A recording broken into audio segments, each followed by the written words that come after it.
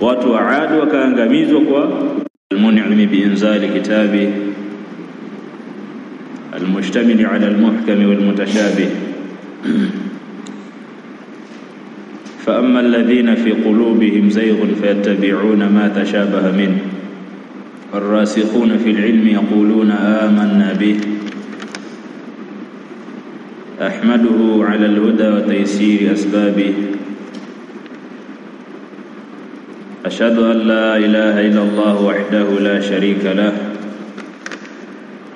شهادة أرجو بها النجاة من عقابه وأشهد أن محمدًا عبده ورسوله أكمل الناس عملًا في ذهابه وإيابه صلى الله عليه وعلى صاحبه أبي بكر أفضل أصحابه وعلى عمر الذي أعز الله به الدين واستقامت الدنيا به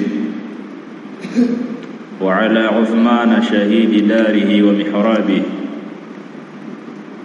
وعلى علي المشهور بحل المشكل من العلوم وكشف نقابه وعلى آله وأصحابه ومن كان أولى به وسلم تسليما كثيرا. أما بعد، فهذه ليلة 13 من ربيع الثاني سنة 47 و400 بعد الألف من الهجرة النبوية الشريفة، siku tarehe 13 za Rabi'i الثاني 1447 Hijria, ambao ni sawasawa na usiku wa tarehe 5 za Oktoba 2025 Miladia. Ibakisha hadithi moja katika mlango huu wa salatul kusuf, sala ya kupatwa kwa jua na mwezi. Taimalizia hadithi hii na kuingia moja kwa moja katika babu al-istisqa, mlango wa kuomba mvua. Qala rahimahullah an Abi Musa al-Ash'ari radiyallahu anhu qala, hadithi anashumulia Abu Musa al-Ash'ari Allah amridhia, anasema khasafati shamsu,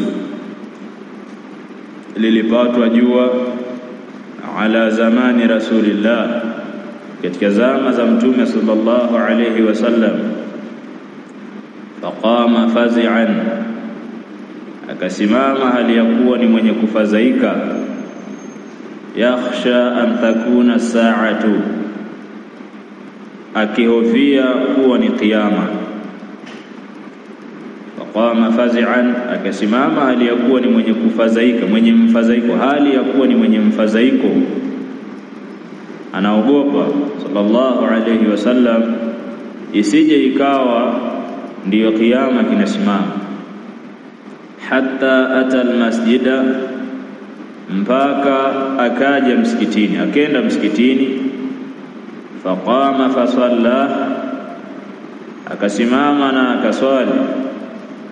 Biatwali qiyamin wa ruku'in wa sujudin, kwa kurefusha isimamo na rukuu na sujudu. Akasimama akaswali kwa kisimamo kirefu zaidi na rukuu na sujudu ndefu zaidi. Ma ra'aituhu yaf'aluhu fi salatin qat, urefu ambao sijawahipo kumuona akiufanya urefu huo katika swala yoyote kamwe. Thumma qala, kisha akasema katika khutba yake baada ya swala, inna hadhihi al-ayati allati yursiluha Allah ta'ala, hakika hizi alama ambazo Allah anazituma, la takunu limauti ahadin, azitumi alama hizi kwa sababu ya mauti ya yeyote, wala li hayatihi, wala kwa kuhuika yeyote katika watu. Walakin Allah, lakini Allah yursiluha, huzitumiliza aya hizi alama hizi, matukio haya ambayo yanazingatiwa ni aya miongoni mwa aya za Allah, kama vile kupatwa kwa jua, kupatwa kwa mwezi, masala kama vile matetemeko na mengineyo. Yukhawifu biha ibadahu, huwa anayatumiliza matukio haya na alama hizi kuwatia hofu, kuwahofisha kwayo waja wake.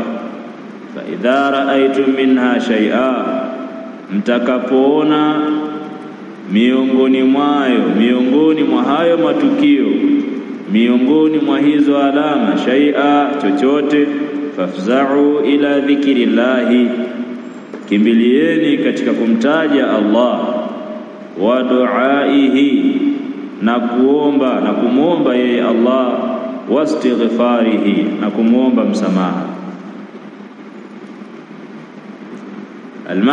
المعنى الإجمالي الإمام البسام عليه رحمة الله كسيما كان من عادة النبي. tutakwenda kwenye hadithi hii, tunakwenda kwa sababu takriban maneno mengi yameshatangulia huko mwanzoni kwenye hadithi.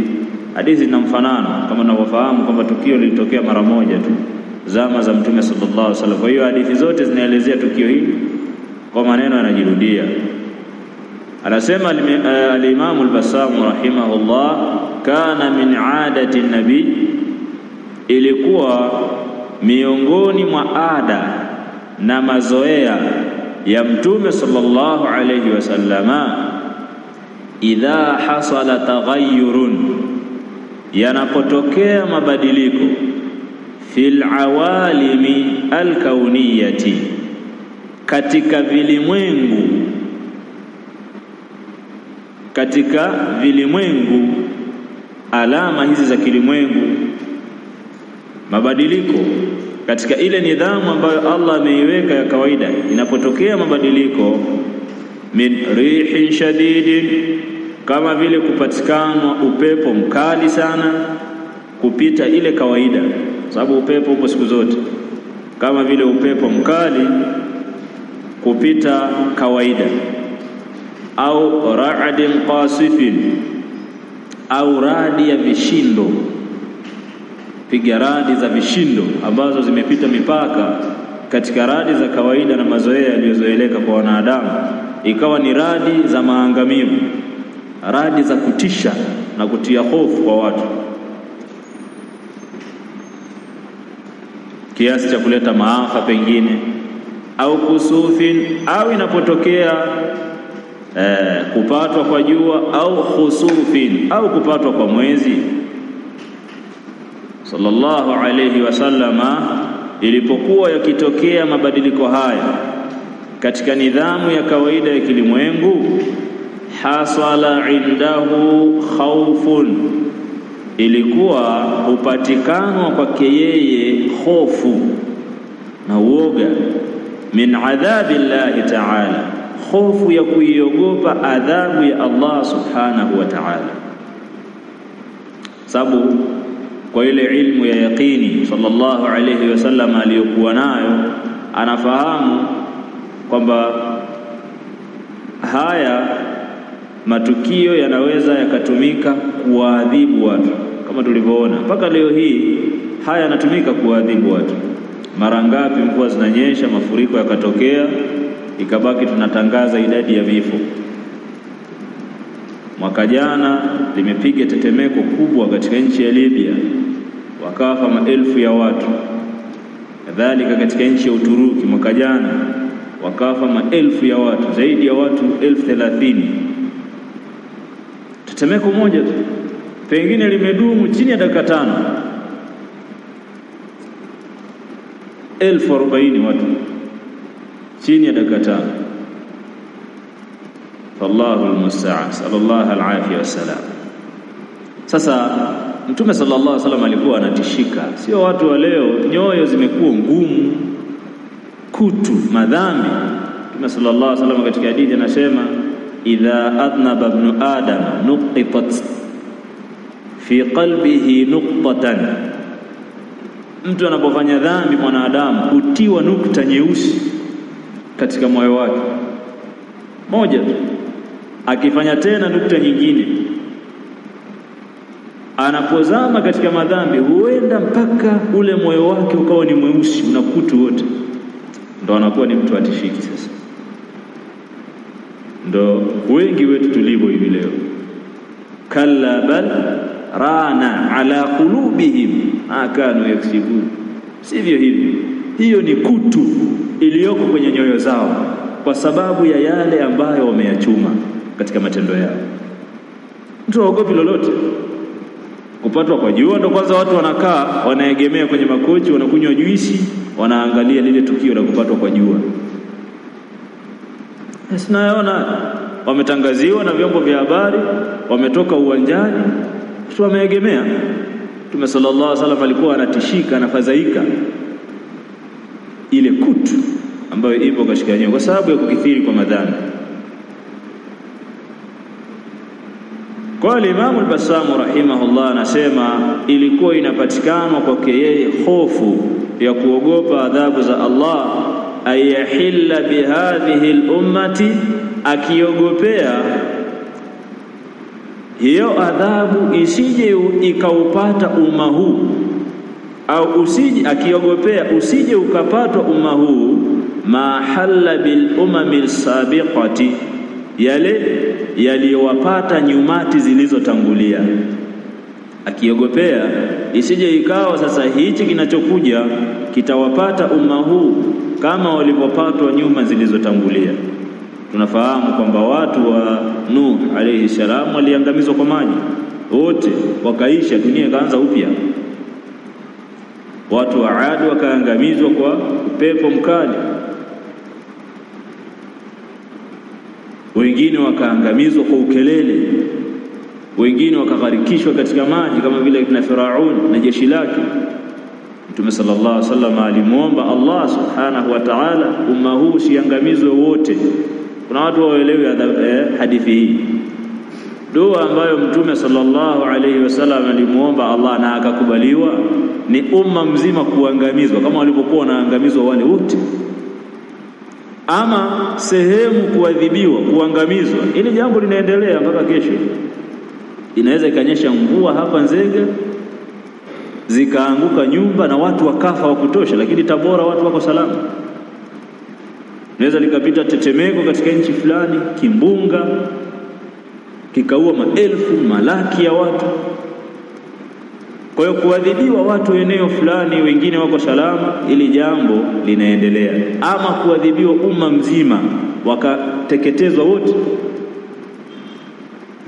ili ndo ambalo Allah subhanahu wa ta'ala ameusalimisha umma huu kwa dua ya Mtume sallallahu alaihi wasallam. Mimman uhlika bisawa'iq, nyumati zilizopita miongoni mwa wale ambao waliangamizwa kwa radi au rihi au kwa upepo au tufan au kwa vimbunga. Walidha, na hivyo basi, lamma hasala khusufu shamsi, pale lilipopatikana tukio la kupatwa kwa jua, qama fazi'an, akasimama sallallahu alayhi wasallam hali ya kuwa ni mwenye kufadhaika, lianna ma'rifatahu alkamilata birabbihi, kwa sababu ilmu yake kamilifu ya kumjua Mola wake, au jabat, yale maarifa ya ukamilifu ya kumjua Mola wake, au jabat lahu, yalimpelekea yeye ayasira minhu kathirul khawfi, kupatwa na hofu nyingi, shadidul muraqabati, na uangalifu wa hali ya juu, yalimfanya awe na uangalifu na umakini wa hali ya juu. Fadakhala almasjida, akakimbilia msikitini, sio uwanjani, akakimbilia msikitini. Hapo watu, matukio yanatokea leo, badala ya kukimbilia sehemu za khairi kama misikitini, watu wanakwenda kwenye sehemu za upuuzi. Sallallahu alaihi wasallam. Kwa akakimbilia wapi? Msikitini, kuonyesha kwamba ndio jambo linalotakikana. Hata leo ikitokea tukio kubwa la kutisha, miongoni mwa sehemu za kukimbilia ni katika misikiti. Wewe unaonaje ukafia msikitini? Ikitokea labda ndo utaangamizwa labda kwenye huo mji, hatapona mtu, lakini alhamdulillah wamefia msikitini, ni khairi. Kwa hiyo akakimbilia msikitini, fadakhala almasjid, akaingia msikitini, fasalla binnas, akawaswalisha watu salata alkusufi, swala ya kupatwa kwa jua. Fa atala fihim italatan, akawarefushia wao kwenye swala hiyo, italatan, urefu ambao lam ta'had, haukuzoeleka, min qablu, kabla ya hapo. Ndio maana Abu Musa al-Ash'ari katika hadithi hapa amesemaje, ma ra'aituhu yaf'aluhu min salatin qat, alirefusha kisimamo na sujudi na rukuu, sijawahipo kumuona akirefusha urefu huo kamwe kwenye sala yoyote. Kwa nini? Idhhara lit-taubati wal-inaba, kwa kudhihirisha huu urefu wa swala na sujudi na rukuu. Malengo, miongoni mwa malengo ni kudhihirisha toba na kurejea kwa Allah. Kwa hiyo sio riya. Shaitani asije akakudanganya kwenye nafsi kwamba sasa mbona siku zote hauswaliki swala ndefu hivi, leo umeona kuna hatari ndio unarefusha swala. Kwa sababu pia shaitani huwa anawachezea watu kwenye michezo hiyo. Ruhusiwa kuswali kwa umakini zaidi pale unapokuwa kwenye hatari kuliko ulipokuwa na swali mwanzoni. Si dhambi wala sio nifaqi. Siku zote unaswali ovyo ovyo, leo ndio umetulia kwa sababu umeona hatari. Ndivyo inavyotakikana.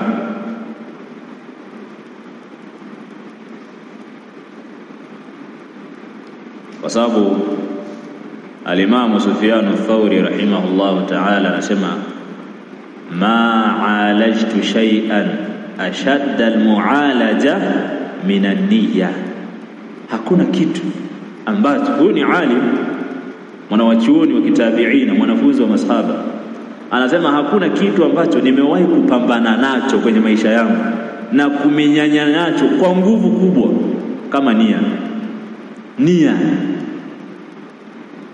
Shaitani anawachezea watu wenye maarifa katika nia, anachezesha. Yaani ukikaa vibaya anachezesha huko, ukijirekebisha ukarudi nyuma anachezesha na pitiliza upande huko.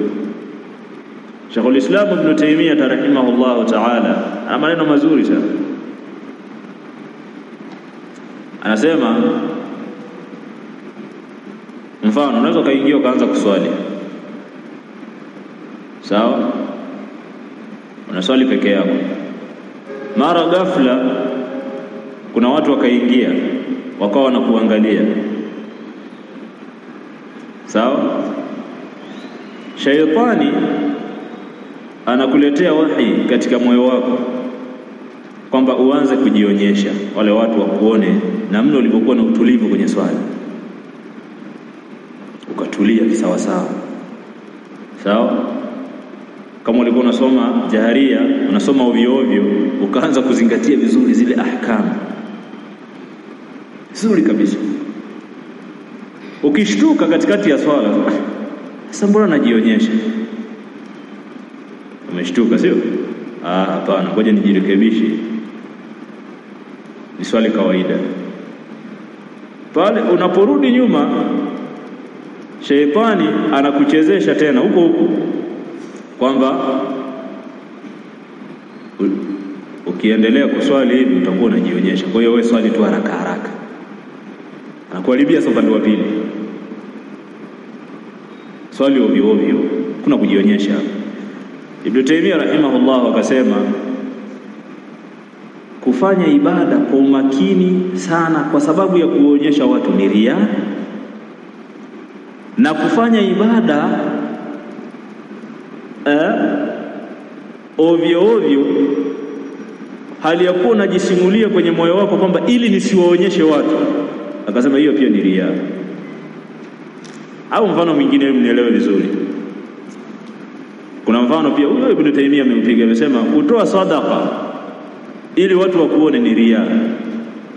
Lakini pia kuzuia sadaqa, ukasema kwamba hapa nikitoa sitoi sasa hivi, nikitoa watu watakuwa wananiona, alafu wataona najionyesha. Akasema hiyo pia ni riya.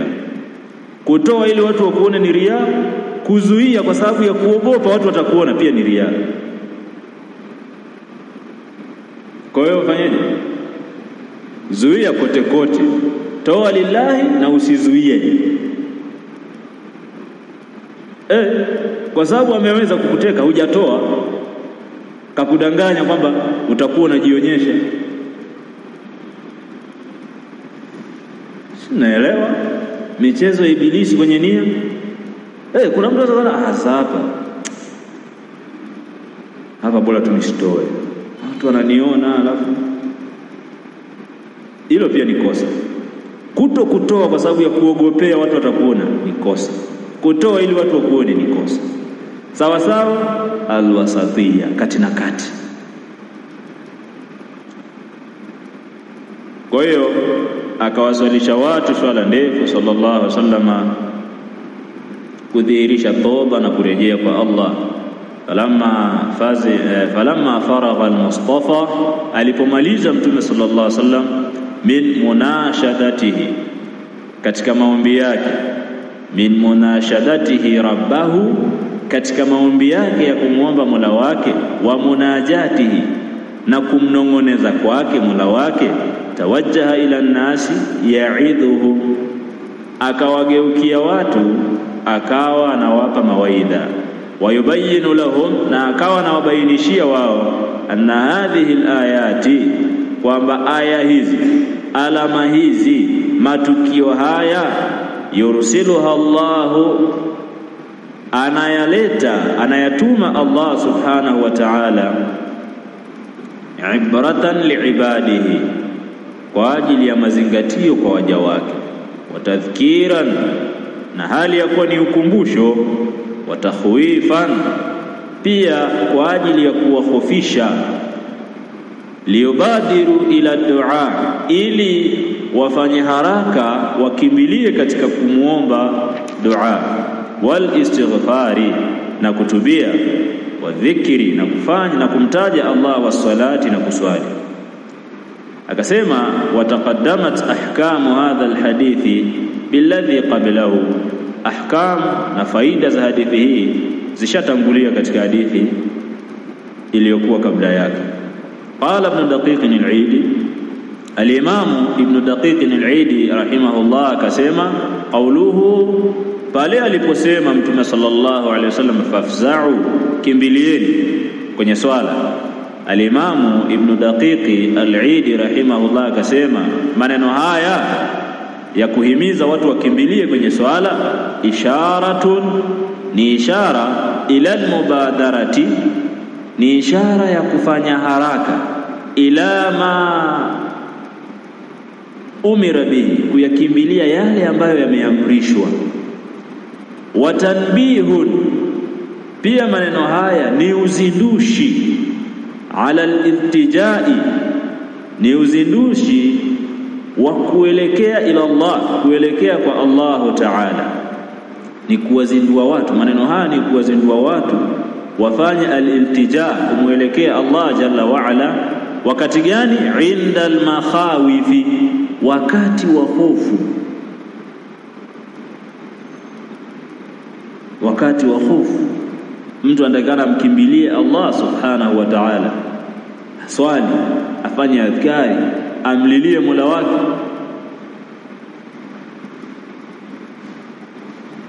Mvua inanyesha ya upepo, maji yanajaa, usikae kupiga makelele, tulizana, tubia, mtaje Allah, ndio jambo la sawa.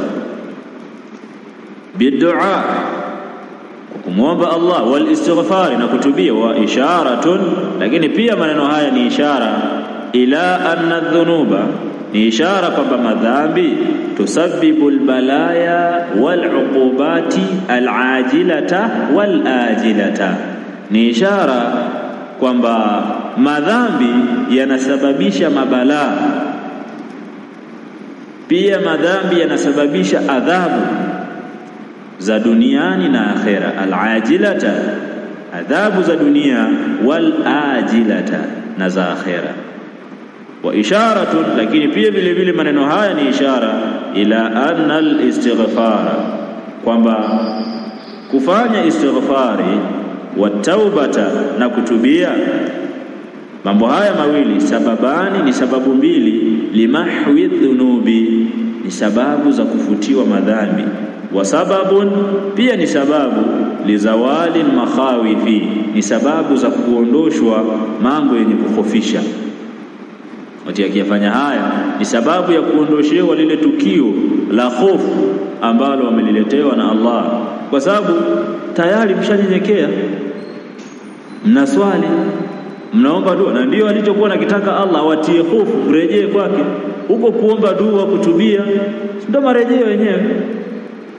Kwa hiyo Allah analiondosha lile tukio kwa sababu malengo yamefanyaje, yamepatikana.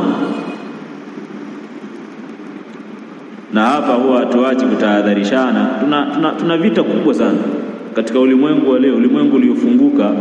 Watu wakabobea katika hizi elimu za kilimwengu, wakajiona wamesoma kwelikweli, mpaka wakawa wana challenge nusus za Qur'ani na Sunna, kwamba matukio yanatokea, badala ya watu kuhimizana kurejea kwa Mola wao, wanadanganyana kwamba ni tabia ya nchi, sijui hali ya hewa, sijui mawingu yalifanyaje. Kama ni tetemeko wataambiana shuku na miamba huko chini imegongana. Hawaambiani kwamba hii ni kwa sababu ya madhambi. Watu wakishapewa zile sababu za kimazingira, ni nani tarajia kwa Mola wake? Hakuna. Kwa yale malengo hayapatikani, yale malengo hayapatikani ya kurejea kwa Allah. Kwa hawa mashaitani wa kibinadamu hawa, baadhi yao wanaojiita wanasayansi, basi wale waislamu wazungumze, kwa sababu tulitangulia kule mwanzoni kwenye mukaddima, al-Imam al-Bassam alieleza kwamba Uislamu haupingi hizi sababu za kimazingira, ama kuzijalia ni hizo tu na kuzipuuza sababu za kiroho. Hili ndio kosa, na ni jambo linaweza kumpelekea mtu katika ukafiri. Kosa sawa ni kuwaambia watu, ni kweli vipimo vyetu vinaonyesha kwamba hizi mvua za El Nino hizi zimesababishwa na mkondo wa bahari.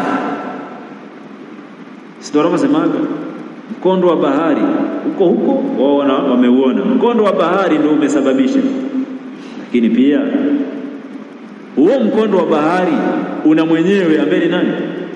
Ni Allah. Kwa hiyo aliyeutengeneza huo mkondo wa bahari ndio huyo ambaye sisi tunamuasi. Kwa hiyo turejee kwa Allah. Sasa maneno haya yazungumzwa na sayansi, taambia tu watu wasiwe na hofu. Angalia hii ni lazima watu wawe na hofu.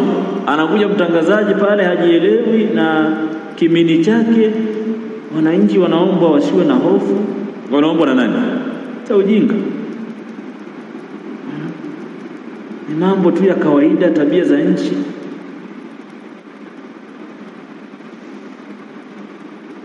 Kwa hiyo watu watulizane. Kwa mwenye uzinzi wake aendelee, mwenye ulevi aendelee. Serikali imechukua hatua za haraka.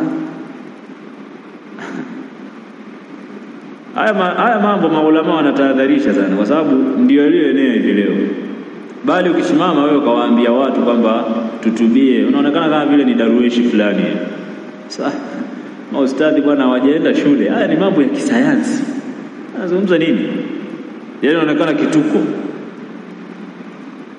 Haya ni mambo ya kisayansi. Kwa hiyo atasikilizwa mwanasayansi fulani, si dokta nani huko kafiri, pengine wala si Muislamu. Huyo ndo atasikilizwa na watu wataona kweli amezungumza point, sababu amefafanua lile limkondo la bahari. ndio watu watamuelewa. Hizi aya na hadithi mashekhe vijanazo wanaonekana ustadhi bwana, unajua wengi wao waliishia la 7 walipofeli ndio wakapelekwa madrasa. Allahu musta'an wa alayhi tiklan. Babu al-istisqa, mlango wa kuomba mvua.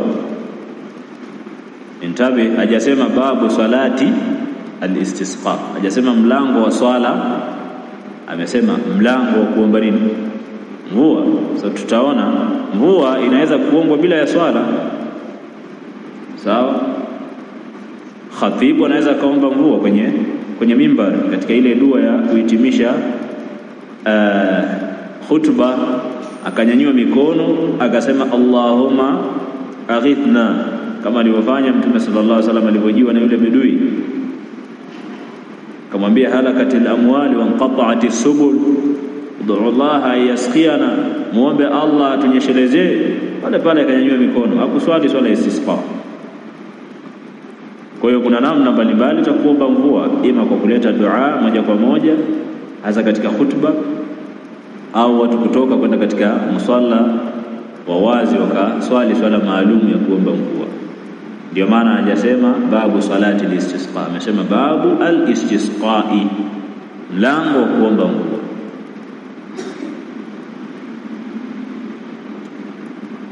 Huwa lughatan, katika utangulizi al-Imam al-Bassam akasema kilugha talabuka as-suqya li nafsika au li ghayrika. Ukisikia istisqa, al-istisqa wa istasqa Musa na katika sura al-Baqara Allah anasema na pale Musa alipoomba mvua.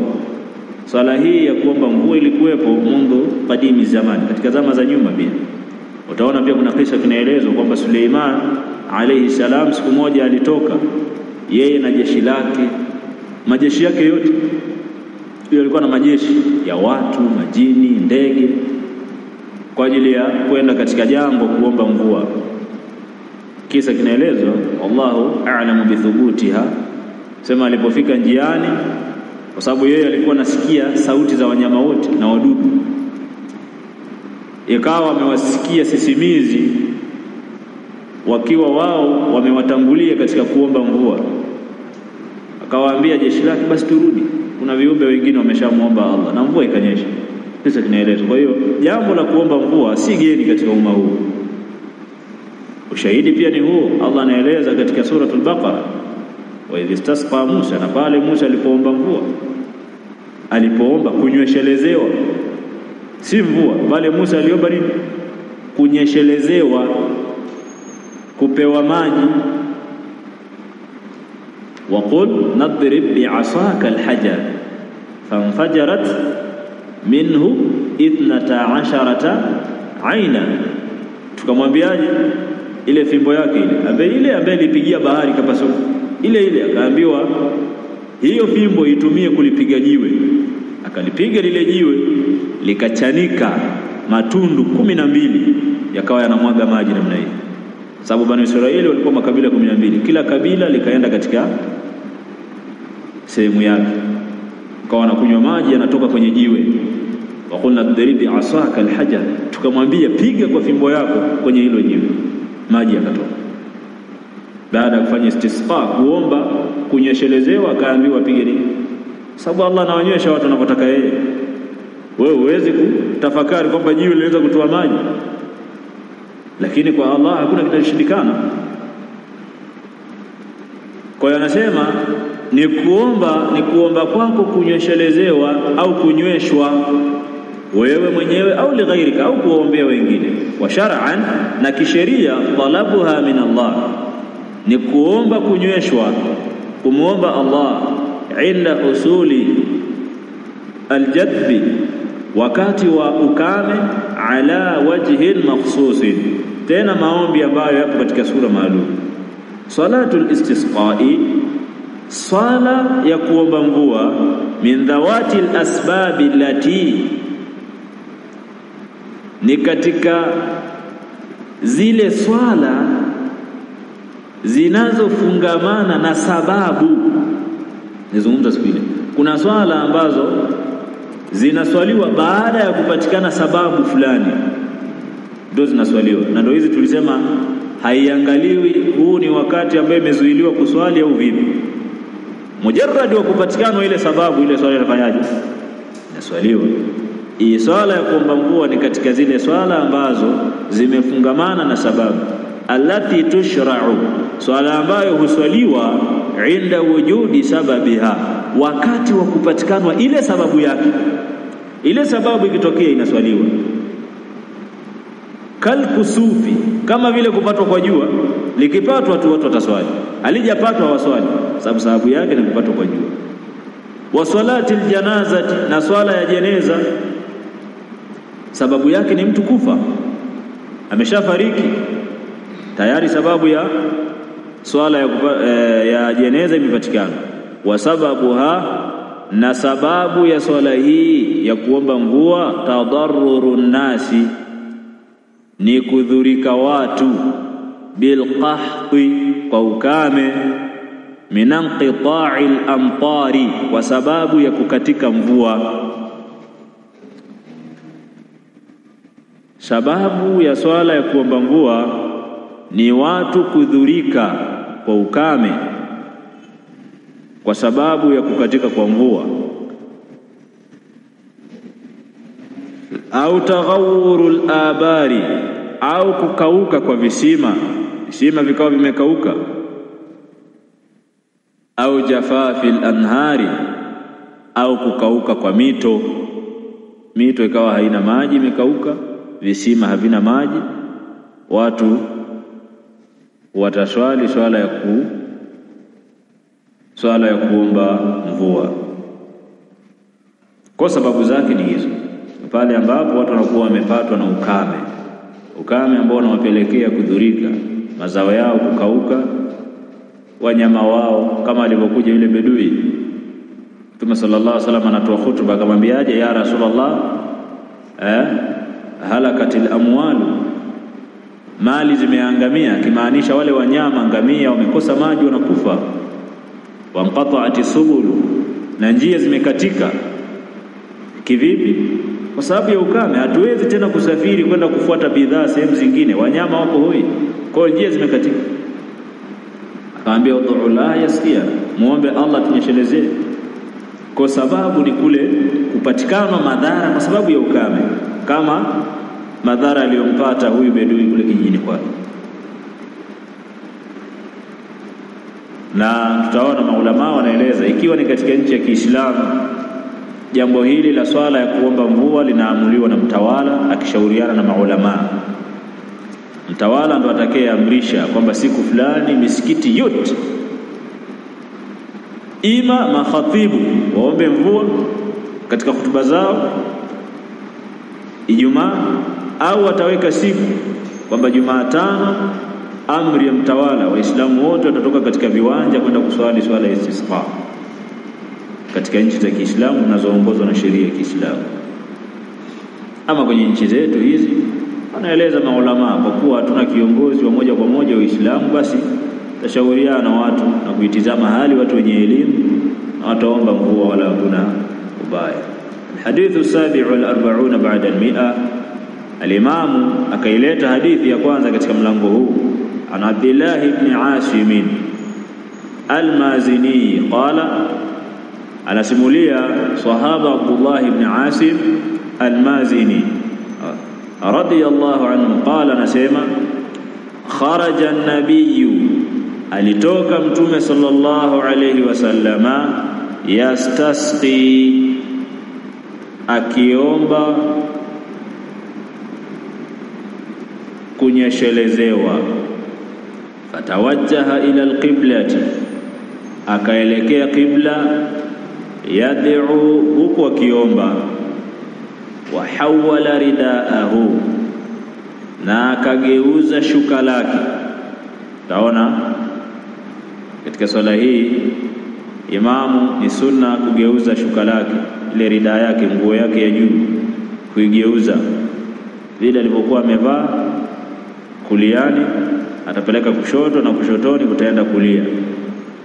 Maswala tutaona hikma yake pia hapa ametaja Imam al-Basri.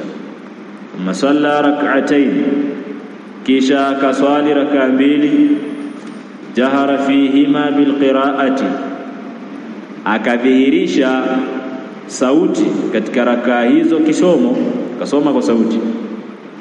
Wa fi lafdhi, katika lafdhi lingine, ata almusalla, lafdhi lingine limeweka wazi kwamba alienda katika musalla. Musalla kama musalla wa Eid, sehemu ya uwanja, sehemu ya wazi, ima katika jangwa au sehemu yoyote ambayo ina uwazi, musalla. Kwa swala hii ni mfano wa swala ya Eid, inaswaliwa uwanjani. Aadhini mwenye kuadhini kwanza, alafu tutakuja katika ufafanuzi wa hadithi. Naam. Jambo la kuomba mvua ni jambo maarufu inda salaf, na katika vitabu vya fiqh imetajwa kwa sababu ya kudhibiti hadithi zake, na kwa vile tunavyofahamu Uislamu ni dini iliyokamilika, isingewezekana jambo hili kuachwa, kwamba watu wakaachwa tu basi na mafundisho yoyote pale wanapopatwa na ukame. Haiwezekani. Hii ni dini kamili ambayo imeelezea kila kitu. Kwa jambo la ajabu ni kuwaona watu pale wanapopatwa na ukame, ima kwa sababu ya nani, madhara ya kuzua katika dini. Kwenye miji yetu hii, namna watu walivyozama katika bid'a, hata swala hii ya kuomba mvua ni ngeni. Watu wengi, Waislamu wengi hawajui kama kuna swala hiyo, hawajui kabisa, na wale wanaojua wanaisikia kana kwamba huaga tupatwe na ukame. Ni kweli kwamba miji yetu haipigwi na ukame? Sasa tukipigwa na ukame huwa tunafanyaje? Kama hatujui, mpaka leo hatujui Uislamu unasemaje, huaga tunafanyaje kama sio ushirikina? Kwa sababu tukiacha sheria lazima tutafanya mikhalafa.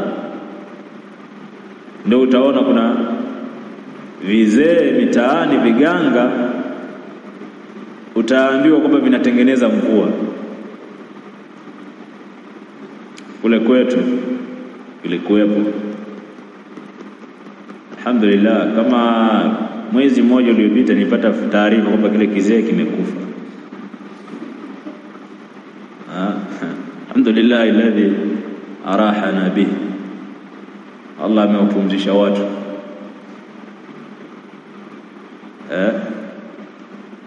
Sasa watu wanafanya ushirikina, kizee mimi nakijua, nakifahamu vizuri, na chenye kinanifahamu.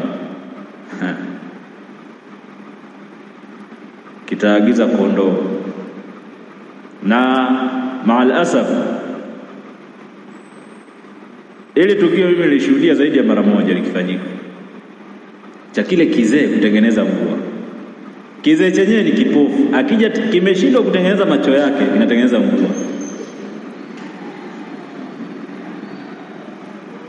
Sawa? Kitaagiza kondoo. Na jambo la kusikitisha, hiyo mvua, ndio maana nazungumza na yakini ninachozungumza, ilikuwaga inatengenezwa kwenye mti mkubwa. Huo mti uko kwenye shamba la baba yangu mdogo, huo mti, na ni marufuku kuukata. Kuna kipindi alitakaga kuukata ule mti, akaambiwa na wazee, jaribu uone. Mpaka leo upo vile vile ule mti. Kwa huo mti sio wako, wewe umezaliwa umeukuta. Kwa hiyo wanafanya ushirikina wao chini ya ule mti. Kitaagiza kondoo mwenye sifa maalum, labda mwenye mweupe, mwenye kichwa cheusi, aliyenona, sababu atakula nyama. Alafu miongoni mwa masharti yake, yule kondoo ataliwa mzima mzima pale chini ya mti, kwa nyama zile zitachomwa, hakuna kupikwa. Kwa hiyo wanawake kule majumbani hawapati chochote, ni wazee wenyewe wanamaliza pale chini ya mti, nyama zote wanakula pale. Alafu wanachukua ile mautumbo, inachukuliwa vile vipeyu. Nani anajua vipeyu? Vipeyu mnavijua? Sijajua huko wanahitaji vipeyu, kama yani vibuyu, si mnavijua? Sasa kile kibuyu kinakatwa katikati, kinatengenezwa kama libakuli fulani, mbali ndio vipei. Kwa hiyo anachukuliwa yale mavipei, yale mautumbo ya yule kondoo yanachukuliwa, yanatiwa kwenye vipei, alafu kunatiwa maji, yanachanganywa mautumbo yule kondoo aliyeliwa. Alafu kile kizee na genge lake wanaongozana sasa, wanapita kwenye mipaka ya mashamba, kinamwaga kwenye mipaka ya mashamba. Alafu kuna maneno kanayazungumza, maneno ya kichawi, kanataja wale maneno, inapita. Wallahi wa rabbi, nikiwa nashuhudia kwa macho yangu mtihani ambao Allah anawapa wale watu. Mvua ilinyesha siku ile mimi naona, na ilikuwa ina muda mazao yameanza kukauka.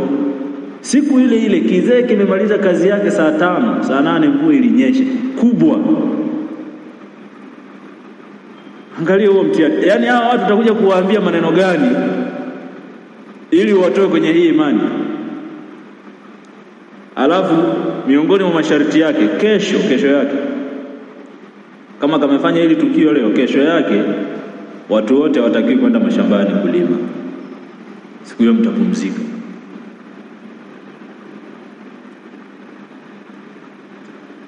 Kwa hiyo ilipokuwa watu wameacha sheria, lazima waende katika ushirikina.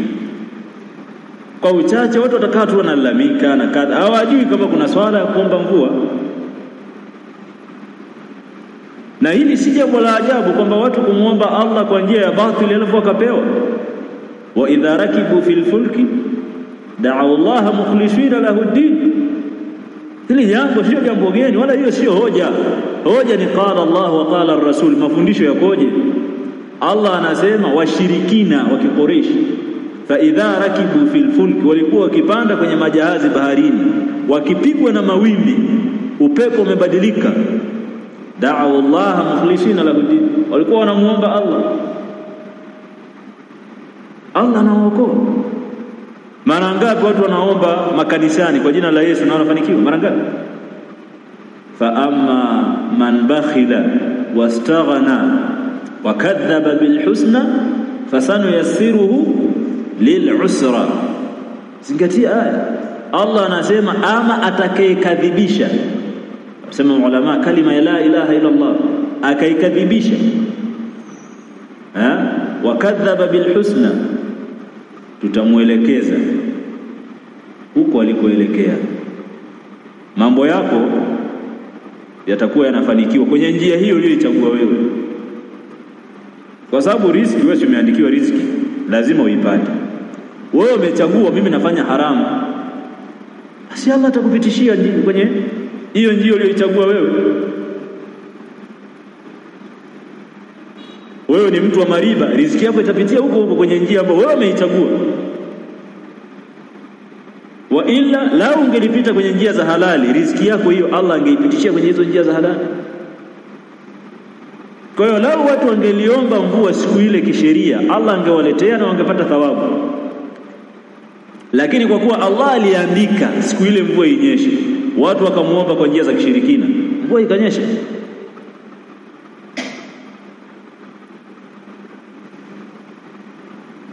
Si jambo la ajabu. Mtu katokwa na mishipa kana kwamba anatetea hoja, mbona ameenda kuombewa kanisani kwa jina la Yesu na amepona. Hilo sio jambo la ajabu. Watu wanaenda kwa waganga, kwa manyaunyau matunguli, na wanapona. Huo ni mtihani tu. Allah anapitishia jambo lake, shifa yako alishaiandika ya kupona. Wewe umeamua kwenda kwa mganga na ipitishie huko. Na wala hiyo haiwi hoja kwamba huu ushirikina ndio unafaa sasa. Sio hoja. Hoja ni sheria imeelekezaje. Je, hiyo njia ni halali? Kwani wanaoiba hawapati? Si wanaiba, wanavunja maduka na wanapata pesa na wanaenda kula.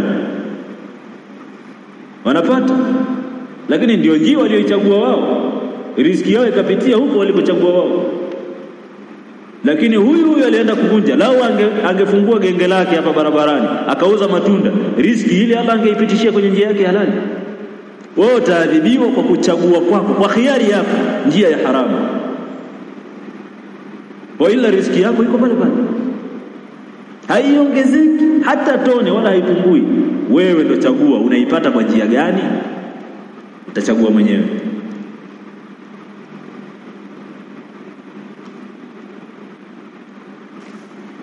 Allahul musta'an. Na wengine pia watu wa bid'a utaona wana burda.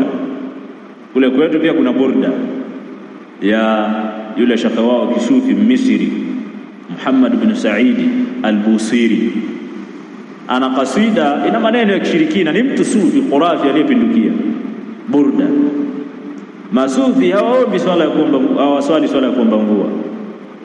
Kule kwetu wamewahi kufanya tukio hili, wakakusanyikana kwenye uwanja wa shule moja na ifahamu, wakasoma zile beti za burda, na siku hiyo waliwaamrisha wanawake watoke na watoto wao wachanga.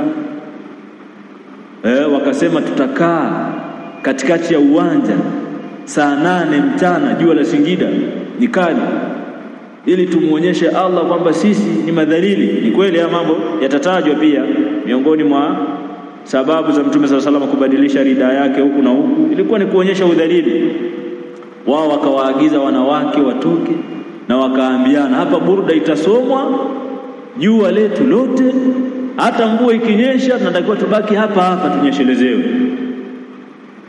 Wakatoka. Katika watu walienda ni mtu wangu wa karibu sana, ananisimulia yeye mwenyewe, sema mimi nilienda nikiwa na mtoto fulani na mfahamu, ndo alikuwa mchanga. Wakasoma wale mashekhe burda, wakaisoma. Ilikuwa ni miaka 1995. Mara wingu hilo, mara mvua. Anasema mvua ilinyesha, tuliambiwa tusitoke uwanjani, lakini ilibidi tukimbilie madarasani, kwenye madarasa ya shule. Kwa hiyo Allah anafuatiani watu. Lakini pia mwaka jana ndugu zetu wa Markazi Ibn Qudama pale Singida, kulikuwa na ukame sana Singida, walienda kuswali swala ya kuomba mvua uwanjani na mvua ilinyesha siku hiyo hiyo. Hakuna miujiza kwenye haya mambo, ni mambo ya kisheria yamezungumzwa. Na ananisimulia huyo mtu, hiyo miaka 95, anasema walianza Wakristo, wakaambiana, wakatangaziana makanisani, wakafanya maombi yao ya kuomba mvua, wakalia huko makanisani, haikunyesha. Ikaja zamu ya wazee sasa. Wazee wakaonyesha maajabu, wanasema anisimulia, anasema Wakristo walituheshimu. Sema sisi tulipoenda ikanyesha siku hiyo hiyo. Nasema tangu siku hiyo mwaka mvua ikikatika tu, Wakristo wanatuambia nendeni basi mkaombe mvua. Maana nyinyi ndio huwa mnajibiwa. Yaani ni mitihani watu Allah anawapa. Maana ijmali anasema lamma ajdabat al-ardu, pale ilipopata ukame ardhi, fi ahdi nabii, katika zama za Mtume sallallahu alaihi wasallam, kharaja bin nas, akawatokea watu ila sahara, jangwani, kwa sehemu ya wazi, liyatluba suqya, kuomba kunyeshelezewa, min Allah ta'ala, Allah. Fatawajjaha ila al-qibla, akaelekea qibla, madhinnata qabuli dua, hali ya kuwa ni sababu hiyo ya kukubaliwa dua. Alielekea qibla ikiwa ni miongoni mwa sababu za kukubaliwa nini? Dua, kwa sababu kuna istihbab, mtu anapoomba dua aelekee wapi?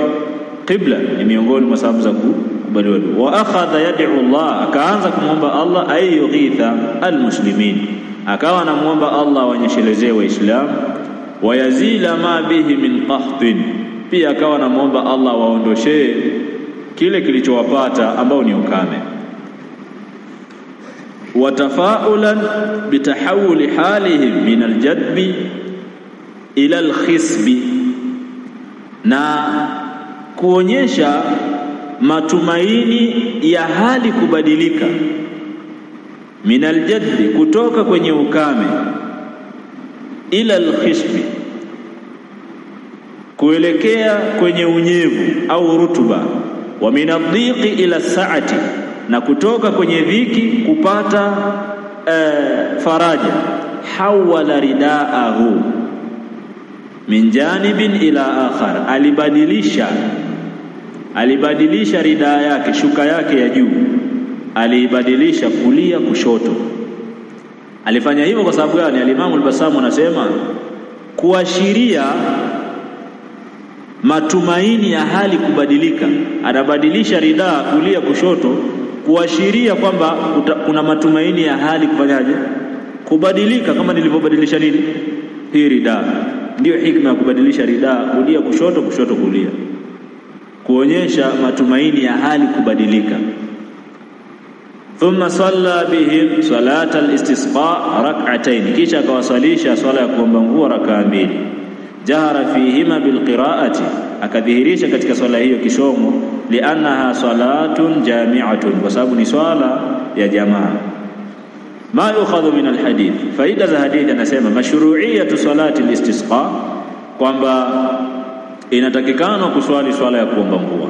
Wa ajma'a al-ulama'u ala istihbabiha, na maulama wote wameafikiana kwamba swala hii ni mustahab, illa Aba Hanifata, isipokuwa Imam Abu Hanifa an-Nu'man ibn Thabit al-Kufi rahimahullah, fa innahu yara, hakika yeye Abu Hanifa anaona anna al-istisqa, kwamba swala ya kuomba mvua, kwamba sio swala, anna al-istisqa, kwamba kuomba mvua yushra'u bi mujarradi ad-du'a, ni jambo la kuomba dua peke yake. Imamu Abu Hanifa amekhalifu ijmaa maulama kwamba swala ya kuomba mvua ipo, yeye anasema hakuna swala hiyo.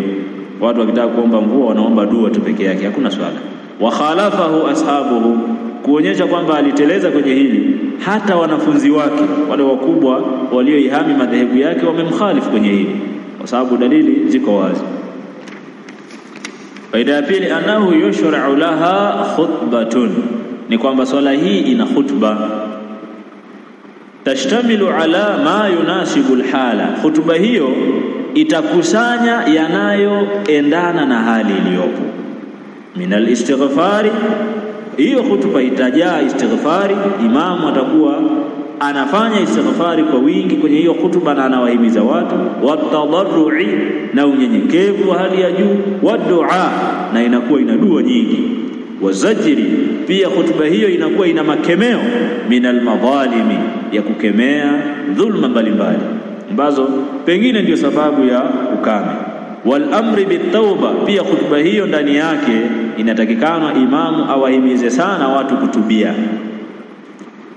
Ndio yanayozungumzwa kwenye khutba. Khutba ya kuomba mvua ina maneno yake, kuhimiza istighfari, kuhimiza watu waache madhambi, dhulma katika biashara, dhulma baina ya mke na mume, dhulma za watawala, wote watu watahimizwa waache dhulma ili Allah aondoshe ukame. Faida tatu anasema antakuna alkhutbatu qabla as-salat. Tumeona hapa kwamba khutba ni kabla ya swala. Khutba ni kabla ya swala, kama ile swala ya Ijumaa, sio? Kinyume na swala ya Idi, kinyume na swala kupatwa kwa mvua kwa jua, sio? Lakini tutaona hapa anaweka sawa kabisa. Waqad warada fi ba'd al-ahadith, na hili limepatikana katika baadhi ya hadithi. Fa fi musnad al-imam Ahmad, katika musnad wa Imam Ahmad, annahu yabda'u bi salati qabla al-khutbah, kuna hadithi kwamba ataanza swala kabla ya nini? Khutba. Al-hasil jambo hili na khilafu, lakini kauli yenye nguvu ni kama vile swala zingine zote zinazoswaliwa uwanjani, inaanza nini? Swala kisha nini? Khutba. Wa huwa madhhabu jumhuri ulama, na kuanza swala kisha khutba ndio madhehebu ya wanawachuoni wengi, kundi kubwa la maulama, na ndio kauli yenye nguvu. Mina Shafi'iyya, kama vile madhehebu ya Imam Shafi'i wal Hanabila wa ghairihim. وعن الإمام أحمد عن ذلك 3 روايات. الإمام أحمد katika madhehebu yake ana riwaya 3. Riwaya kwanza, taqdimu sala, inasema kwamba swala inaanza kisha khutba. Riwaya pili, wa aksuha, kinyume chake, inaanza khutba kisha swala. Riwaya ya 3 kutoka kwa mwenyewe al-Imam Ahmad, jawazul amrayn, anajuzisha yote kwamba imamu ataamua aanze na lipi. Imam Ahmad anaona hivyo, ana riwaya 3. Ya kwanza anasema inaanza swala kisha khutba, ya pili khutba kisha swala, ya tatu anasema yajuzu vyovyote vile kuanza na chochote. Lakini tumeona jumhuri ya maulama inaanza swala kisha khutba, na hili ni kama vile jambo ambalo limeafikiana kwenye swala zote zinazoswaliwa wapi? Uwanjani. Faida ya 4, istiqbalu al-qibla kwamba ipendekezwa kuelekea qibla inda dua, wakati wa kuomba dua, li'annaha madhinnatu al-ijaba, kwa sababu ni sababu ya kujibiwa maombi. Faida tano, mashru'iyatu tahwili ridai athna ad-du'a, kwamba inatakikana kugeuza ridaa. Ridaa ni vazi la juu, lile halikuwa na tabu kwa sababu ilikuwa ni shuka amelifunga. Kwa hiyo vile alipokuwa amelifunga kushoto kulia, akageuza huku kulia akapeleka kushoto, kushoto akapeleka kulia. Tafaulan bitahawuli halihim, hali ya kuwa jambo hilo la kubadilisha ridaa, kuigeuza, ni hali ya kuonyesha matumaini ya hali kubadilika, hali ya hewa, kwa maana kutoka kwenye ukame kupata mvua. Sasa min alqahth waljad, katika ukame na hali ngumu, kutoka kwenye ukame na hali ngumu, ila rakhai walkhisbi, kwenda katika hali ya faraja na hali ya mvua. Faida sita, aljahru fi salati alistisqa bilqira, tunaona kwamba katika swala ya kunyeshelezewa mvua inatakikana imamu asome kwa sauti. Wa hadha sha'anu kulli salatin takunu jami'atan, al-Imam al-Bassam anasema, na hili ni jambo ambalo linafanyikana au liko hivyo katika kila swala ambayo ni ya jamaa, kaljum'ati, kama vile swala ya Ijumaa, wal idaini, na swala ya Idi mbili, wal kusufi, na swala ya kupatwa kwa jua. Zote hizi imamu anasoma kwa sauti. Vile vile hii ya kuomba mvua pia imamu atasoma kwa sauti wakati wa swala. Ida saba na mwisho asema, nitakuna salatuha fi sahara, ni swala yenyewe inaswaliwa jangwani. Na hili kwa maana sehemu za wazi, sio lazima iwe jangwa sasa tuanze kulitafuta jangwa. Makusudio ni kwamba sehemu za wazi, uwanjani na kuswaliaga Eid. Sijajua kama hapa Nzega watu wamewahi kuswali swala hii. Wazee mmewahi kuswali swala ya kuomba mvua? Nazungumzia hapa msikitini kwetu. Pengine alhamdulillah Allah ametustiri, hatujawahi kupata ukame kwa kutupelekea huko.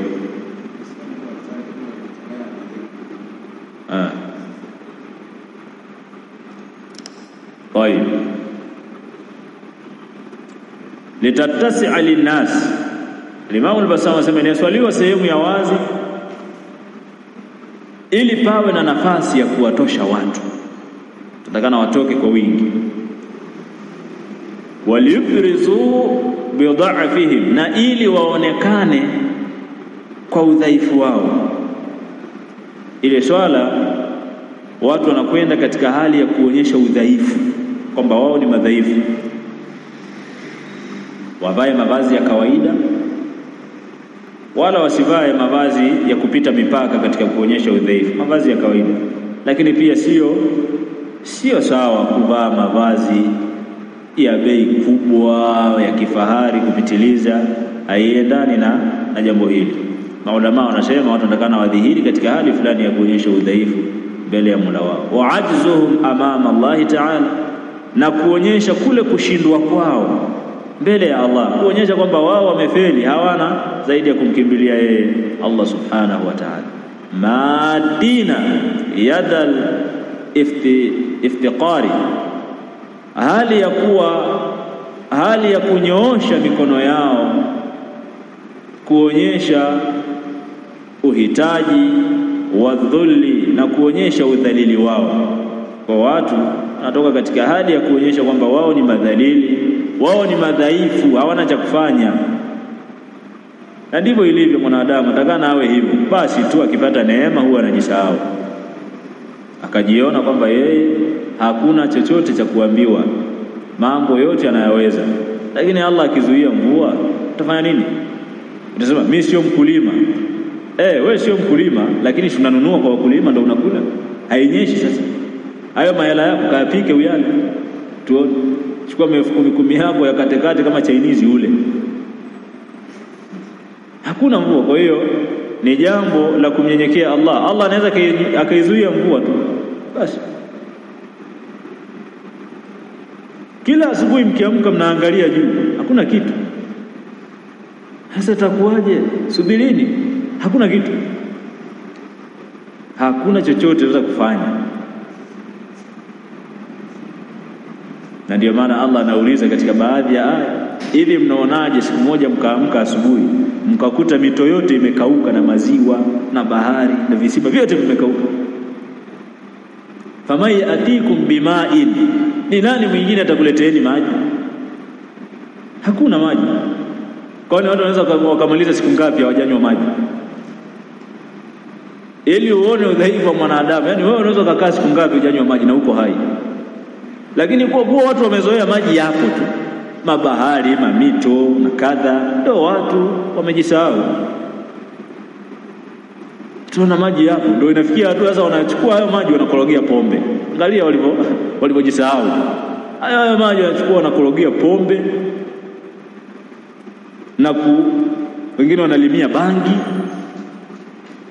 afanya umwagiliaji wa bangi, maji ambayo Allah ana uwezo wa kuyazuia, alafu watu wakabaki hawana pa kwenda.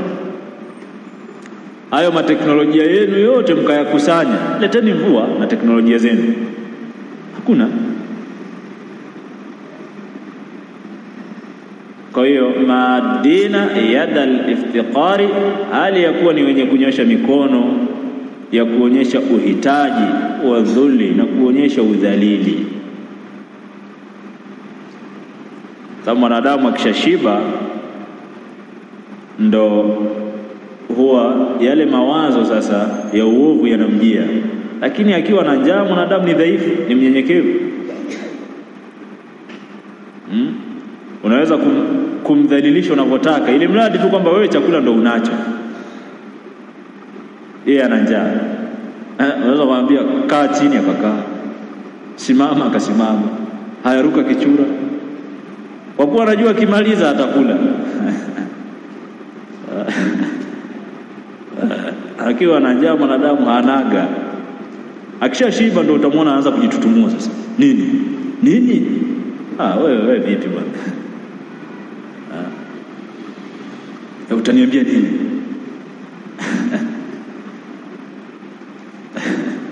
Hiyo ni baada ya kushiba. Hakuna kama maneno hayo mtu akiwa na njaa. Dhaifu kabisa. Ndio maana wale wanaoitawala dunia wanafahamu, ukitaka kuwatawala watu kirahisi, na hii ndio mifumo ya kimagharibi, dictatorship hizi na demokrasia. Ukitaka kuwatawala watu kiurahisi, shika zile njia za wao kupata riziki. Umezishika wewe, utawatumikisha unapotaka, hawana cha kufanya. Kwa hiyo unawafanyisha kazi alafu unawagaia mwisho wa mwezi, si katikati ya mwezi posho, wanafanya kazi usiku na mchana. Wewe zile riziki zao umezishikilia hivi, unawapa kidogo kidogo. Ukiwapa sana watakuasi, unawapa kidogo kidogo. Ndio ilivyo katika yani zile sayansi za kutawala ulimwengu. Wale matajiri wakubwa wa madikteta wale wanashika zile nyanja za uchumi zimeshikiliwa. Matibabu, sekta ya matibabu, si sekta ya nini, zimekamatwa na baadhi ya watu. Kwa riziki zenu ziko kwao. Kwa mtakwenda mtapiga magoti, mtalimishwa, mtafanyishwa kazi hivi na hivi, hapo mnapewa kidogo kidogo. Nyinyi mtatawala miaka yote. Watia watu njaa, watia njaa خلاص, watakuwa chini yako, hawana namna. Na ndio maana pia mababa kwenye familia zao, kwa kuwa wao ndio wanaotoa chakula, wananyenyekewa na nani? Na familia zao. Mwanamke, watoto wanakunyenyekea na kukuheshimu kwa sababu kula yao inapitia kwa nani? Yaani yale mabomba yao ya riziki umeyakamata wewe, riziki yao inapitia kwako, ndio wanakuwa wanaheshima. Unaweza kumtia makofi kimya. Na ndio maana Uislamu ukasema rijalu qawwamuna ala nisa. Watu waliofeli waangalieni, waulizeni watu waliooa wanawake ambao wana njia zao za uchumi wanaishije, msoto wanaopitia. Kwamba mwanamke pesa anazo yeye mwenyewe, ni mfanyakazi, ana mshahara wake, hakuna heshima. Atakuheshimu ili wewe, anajinunulia vitu vyake. Kwa kawaida tu, ni mtu wa kawaida. Sasa katoka, nilikuwa kazini, hana haja kukuomba ruhusa ili iwe. Lakini mwanamke anapokuwa chini yako, ile qawwamuna wanaieleza maulama, kwa sababu pale ilikuwa na uwezo wa kusema ar-rijalu qa'imuna ala nisa, ndio fi'li ya kawaida, lakini kaja qawwamuna, sigha ya mubalagha kwa tashdid. Qa'imuna kwa maana wanaume ni wasimamizi wa wanawake, usimamizi wa kawaida. Hapo inawezekana kufanyika istithna baadhi ya vitu.